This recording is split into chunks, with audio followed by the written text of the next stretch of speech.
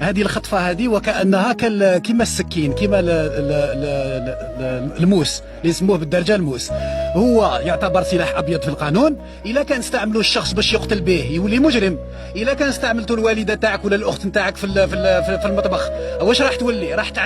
راح توجد لك اشهى الاطباق. والا كان استعملته انت في عيد الاضحى، واش راح يولي؟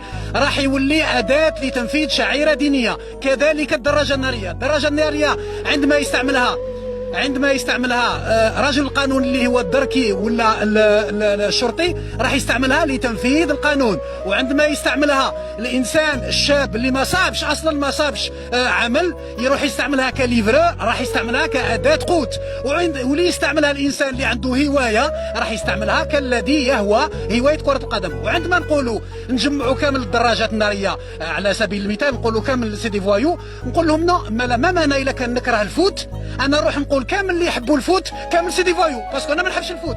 نو. وعندنا مبدا في القانون يقول لك شخصيه العقوبه معناتها الانسان اللي يدير الضجيج هو اللي تعاقبه. وعندنا في الدين نقولوا لا تزر وازره وزر اخرى. كيفاش انا ندير الضجيج وندير لك ان تاباج نوكتور، تجي واحد اخر ويجي تعاقبني انا عليه؟ نو، هذا غير معقول.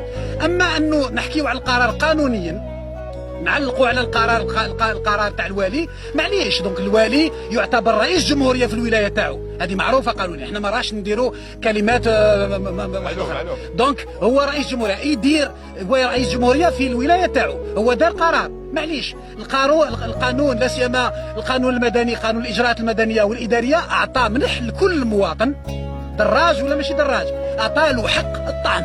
هو دار قرار اداري في ورقه، حنا ما راحش نديروا لا خزعبلات ولا هماج ولا حدا، راح نديروا طعن قانوني راح يمثل كل الدراجين. ورانا بدينا في لا بروسيدير بيان سور. ماذا بيا نشوف خويا تبارك الله.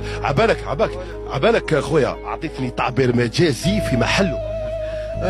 لازم لا عباك ما خليت فيا والو. في كل مقام مقال. استعرب بك صح. هذا بروف خويا صح. واش نبينوا لهم بلي ماشي كاع لي موطار ماشي ملاح وماشي ناس ملاح. فوالا كيما راكم تشوفوا. انا نعمروا. سامحني خويا، فوالا كيما راكم تشوفوا خوتي، هادوما يعمروا فوالا بالقانون وكيما نقولوا. راح ندير لك قانونيا.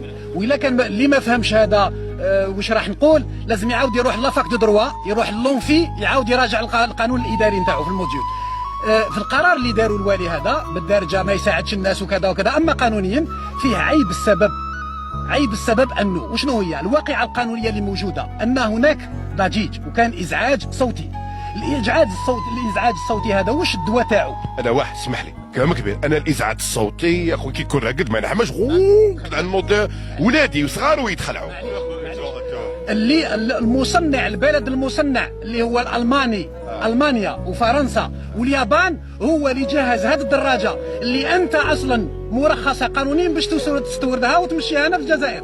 داكور. هو دار لها امبو اومولوجي، معناتها يراعي الحد الاعلى للذبذبات الصوتيه اللي يسمح بها، اللي يقبلها الانسان طبيعي.